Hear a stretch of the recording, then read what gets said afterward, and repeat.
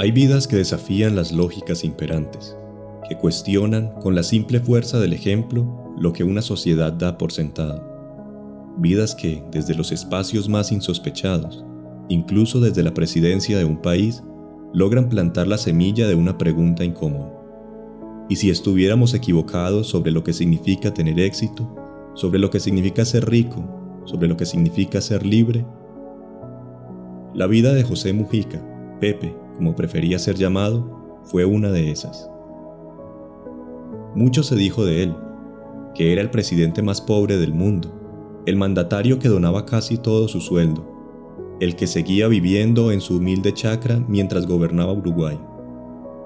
Pero más allá de los titulares, de la imagen folclórica o del personaje mediático, existe una historia profunda, una filosofía vital que atraviesa su mirada del mundo. Y eso es lo que vamos a explorar hoy.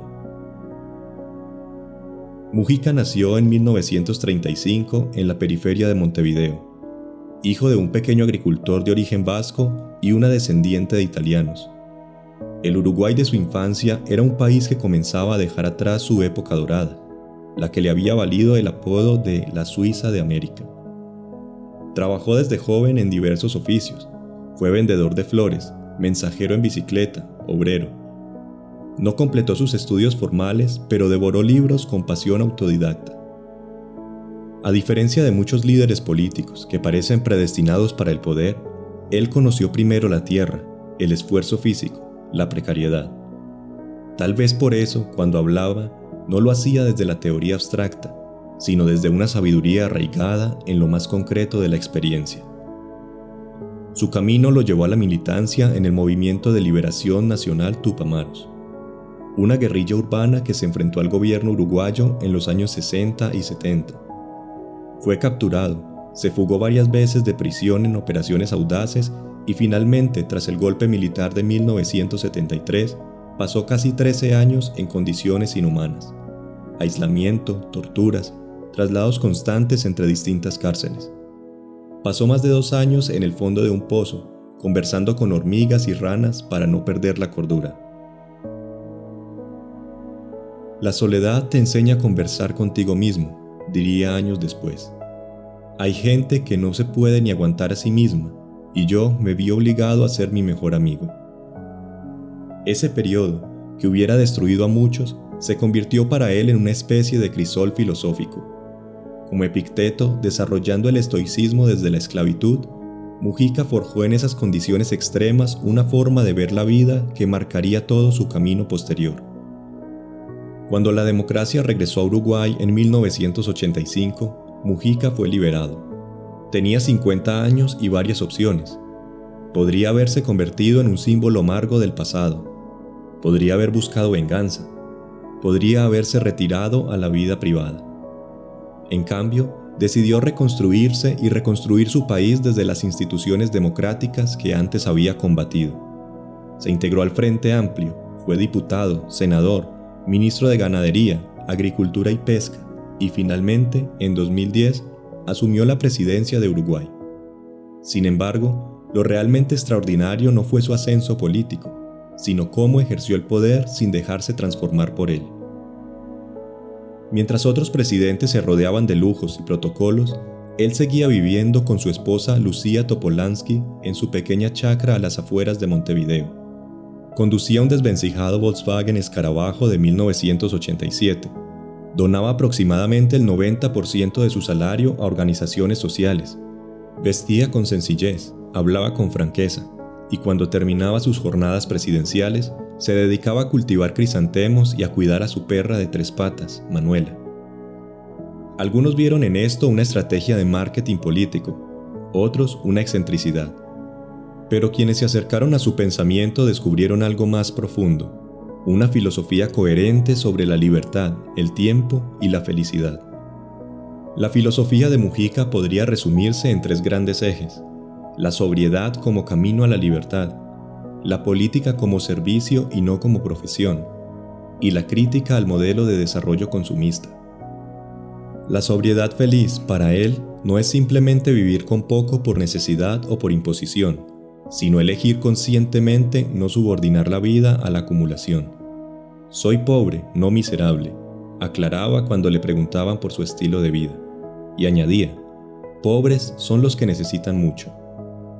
Esta distinción es crucial. Para Mujica, la verdadera pobreza no está en tener poco, sino en la insaciabilidad, en esa hambre perpetua que nunca se satisface con nada. Su postura recuerda a los filósofos cínicos de la antigua Grecia, particularmente a Diógenes, quien vivía en un tonel y se desprendía de todo lo superfluo para ser libre.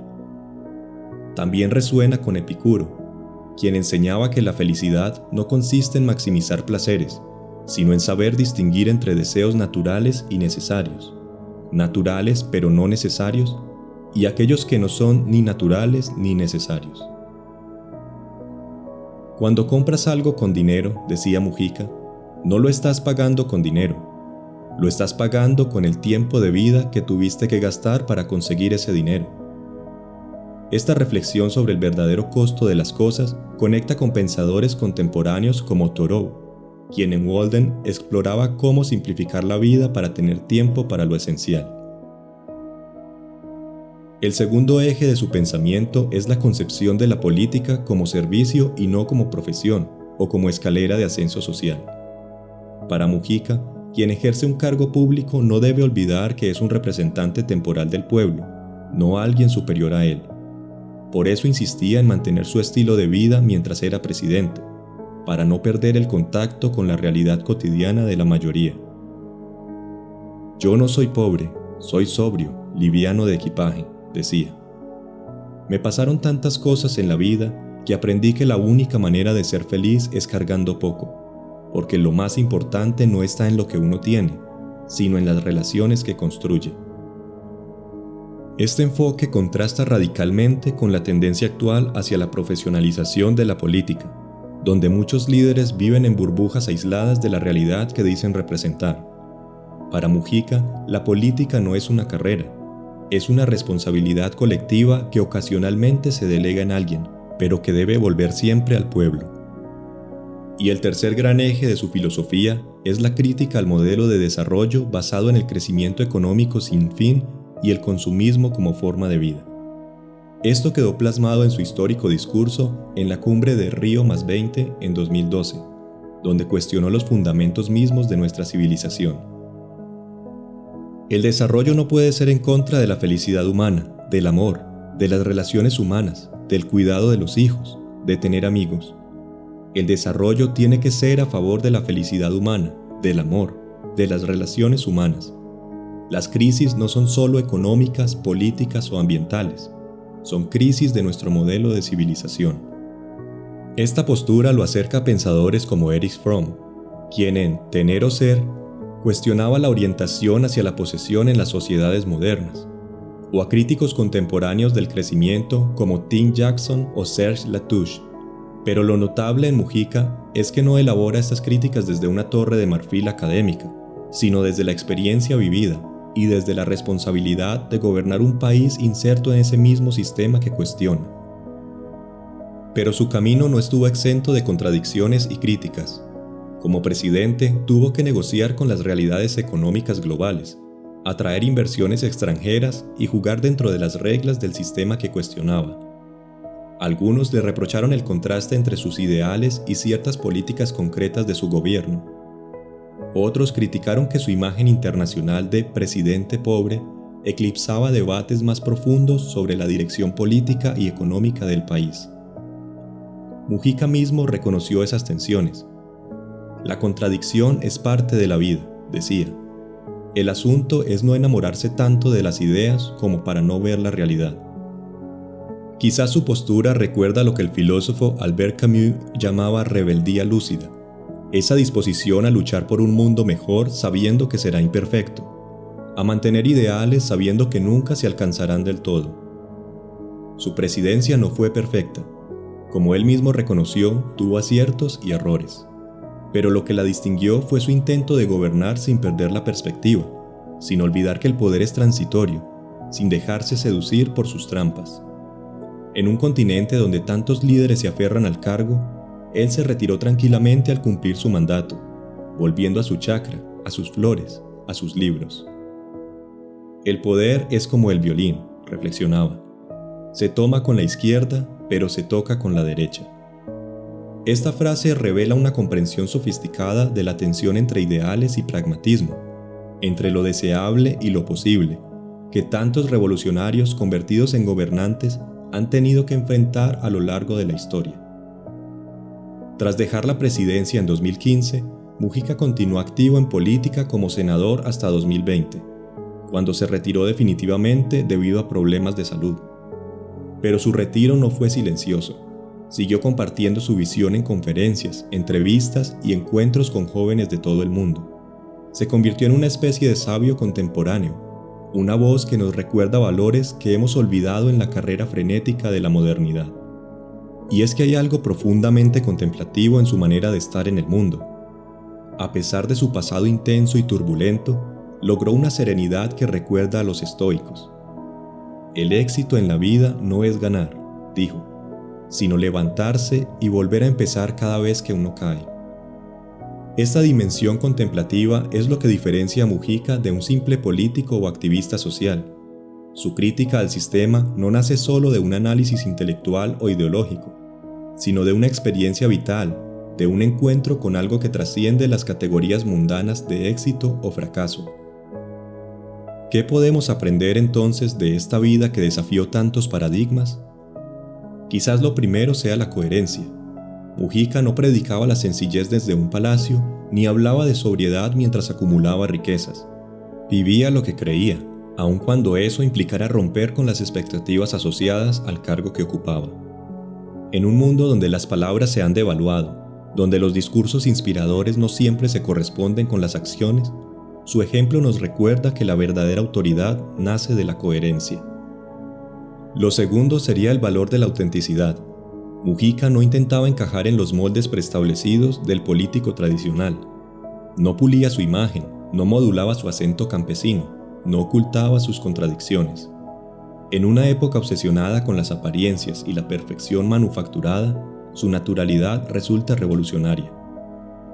Y lo tercero, quizás lo más subversivo, sería su concepción de la riqueza y la felicidad. En un sistema que nos empuja constantemente a querer más, a comprar más, a acumular más, Mujica nos recuerda que la única adicción contra la que no existe rehabilitación es la adicción a la riqueza. Nos invita a preguntarnos si realmente necesitamos todo lo que deseamos, si realmente deseamos todo lo que nos hacen creer que necesitamos. Tenemos que darle campaña al amor y no tanto al auto, decía. No es un llamado a la miseria ni al ascetismo extremo, sino una invitación a redescubrir lo que realmente importa: el tiempo, las relaciones, la conexión con la naturaleza, la posibilidad de vivir de acuerdo a nuestros propios valores y no a los impuestos por el mercado. Esta postura no es solo personal, sino profundamente política, porque cuestiona los fundamentos mismos del sistema. La idea de que el crecimiento económico infinito es posible y deseable en un planeta finito, la confusión entre el nivel de vida y calidad de vida, la reducción de los ciudadanos a meros consumidores. Mujica nos dejó en el umbral de los 90 años. Hasta el final de sus días cultivó su huerta, leyó vorazmente y conversó con quienes lo visitaban. Fue hasta el último momento esa figura peculiar que incomodaba tanto a la derecha tradicional como a cierta izquierda dogmática. Ese político que no encajaba en ninguna caja ideológica preconcebida. Esa persona que nos recordó constantemente que la política puede ser algo más que la gestión del poder. Su fallecimiento cierra el capítulo de una vida extraordinaria, pero su legado filosófico permanece vivo en quienes encontraron en sus palabras y ejemplo una forma diferente de entender el mundo. No fue perfecto, por supuesto. Cometió errores, tuvo contradicciones. A veces no estuvo a la altura de sus propios ideales.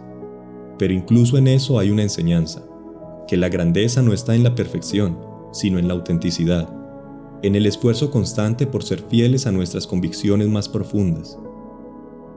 Este video no pretende idealizar a José Mujica ni promover una ideología específica. Su intención es invitarte a mirar desde otra perspectiva, a reconocer en figuras como él no solo a un líder político, sino a un pensador que encarnó preguntas urgentes. ¿Qué significa vivir con libertad en una sociedad de consumo? ¿Cómo se ejerce el poder sin perder la perspectiva? ¿Qué valor tiene la coherencia entre lo que decimos y lo que hacemos?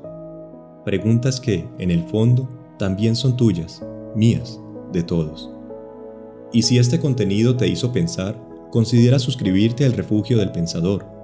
Aquí no buscamos respuestas fáciles, sino conversaciones que despierten.